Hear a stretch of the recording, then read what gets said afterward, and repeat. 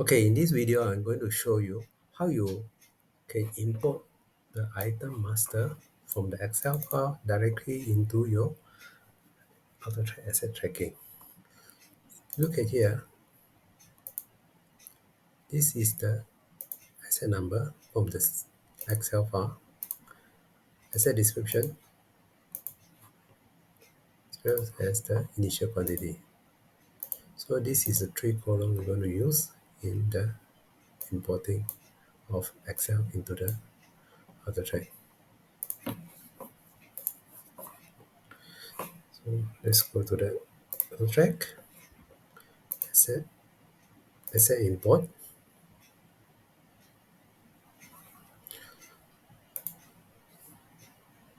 So first thing first, get the Excel into the system, click edit, select the asset tab, click update.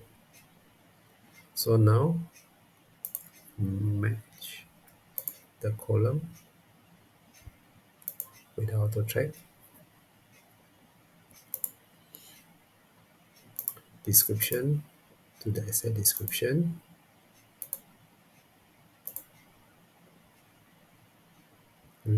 You will not be able to import in the asset if you do not have the location created into the system. So however, we still can import in the item master with zero quantity. So let's try to import in. Okay, total import 29. Okay, let's look at the imported data.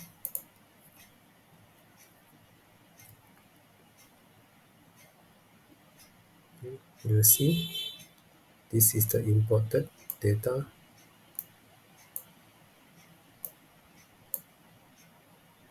Compare with the original data. Let's zoom a bit. So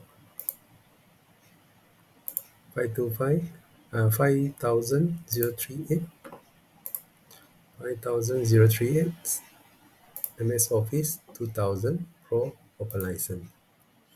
That's it.